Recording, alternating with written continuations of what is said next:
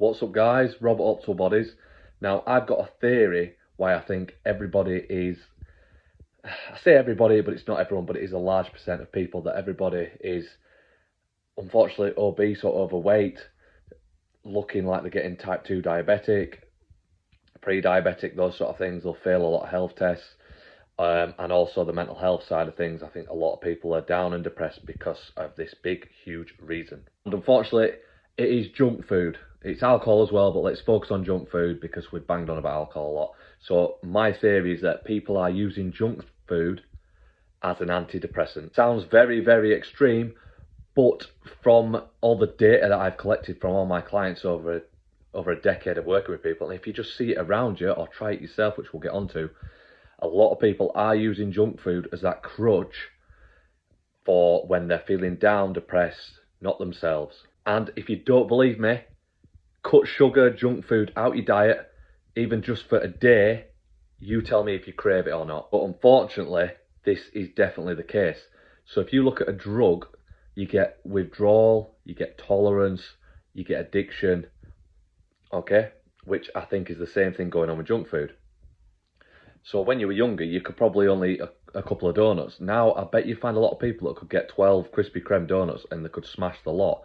That is building a tolerance to the drug-like effect of this sugar, fat, salt, carbs, all combined. Perfect bliss point, which is designed by scientists, scientifically designed to make you addicted to it.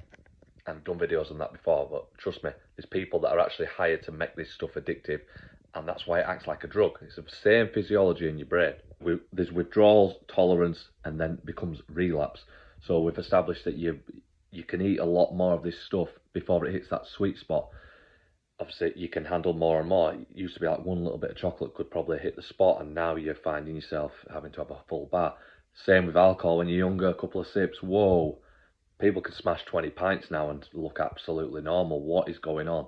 A bit of it's the cocaine sobering them up, but you know what I mean. And if you're up for the challenge and actually do cut this stuff out, and a lot of people will have tried, you might do well through the week, you might white knuckle it a bit, cold turkey, but then when it comes to Saturday night, that drug of choice, the crisps and chocolate and cookies shouting at you from the cupboard, that's when you will notice the withdrawal. You just don't feel the same. Your body wants that to give you that drug-like dopamine effect, which we're all sort of searching for, but we're searching for it from unnatural sources, so we'll get onto that.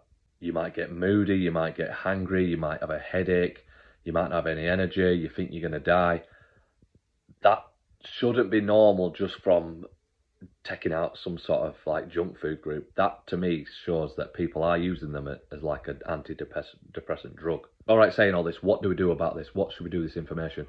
Okay, if you're feeling proper up for the challenge and your personality suits this and you can grind things out, just honestly do a couple of weeks without having anything like that. Just have single whole ingredient foods. So like an egg, that's the only ingredients, a steak, the only ingredients, a potato, it's the only ingredients. Those sort of things, without the junk, anything more than one ingredient, you're probably looking like, obviously don't just have sugar, even though it's sugar, but you know what I mean. Foods that people just know are healthy. Like even look at bread, there's tons of ingredients, ridiculous. Try that, couple of weeks, literally, go through the withdrawal symptoms, literally like a drug, and you will stop craving it, trust me. Now, obviously, you could try and wean down slowly. Doesn't suit my sort of thing. I'm like, right, I'm doing it 100%, I'm black or white, I'm in on it. So you can slowly start cutting stuff down. If that suits your personality more, then go for it. But we also need some weapons of choice when the inevitable cravings will kick in. So you get this hunger hormone called ghrelin that kicks in. Fortunately, it doesn't last very long. It might last half an hour. So I'd say it's a Saturday night and it just kicks in and you grind it out and don't cave. You don't wake up the next day even more hungry and craving. That's because the hormonal drop. So you get a bit of a drop and the next day you're glad you didn't do it. You always wake up glad you didn't do it. You don't wake up the next day and think, I'm really glad I caved and had that full pack of cookies. I think the main thing to battle this, which I've done myself and I've helped with clients, is to go through that ghrelin sort of 20, 30, 40 minute period where you're craving. We simply just need a distraction. So first of all, say like you're wanting some cookies, some crisps, some go-to junk food, some comforts, and that's what it does. It gives you this dopamine. If you can't imagine yourself eating a couple of boiled eggs instead, then that's how you know that it's a craving, not true hunger. If it was true hunger, you'd literally eat anything, wouldn't you? So if you knowing that it's a craving, that can just give me the power. So I'll just think like, oh, could I eat another egg or a bit more mince? And if the answer's no, but I'm craving something, I'm like, well, it's just a craving. I'm going to get over it. And knowing that is very powerful. And if that doesn't help, then let's distract ourselves. Go for a walk, put some music on, go for a walk. Do a bunch of press-ups, do some sit-ups, do some sort of exercise, go to the gym. Down a load of cold, icy water, fill the volume in the stomach. Can sort of trick the brain that stretch the stomach receptors and think that it's fuller than it in. Go for a sauna, have a cold shower, okay?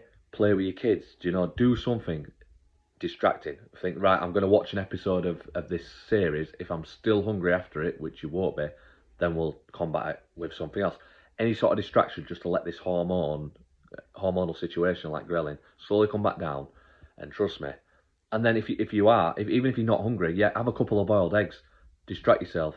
It will lower that craving because you'll get a bit of natural dopamine from all these things that I'm saying: cold, heat, ice, those sort of things, walking, exercise.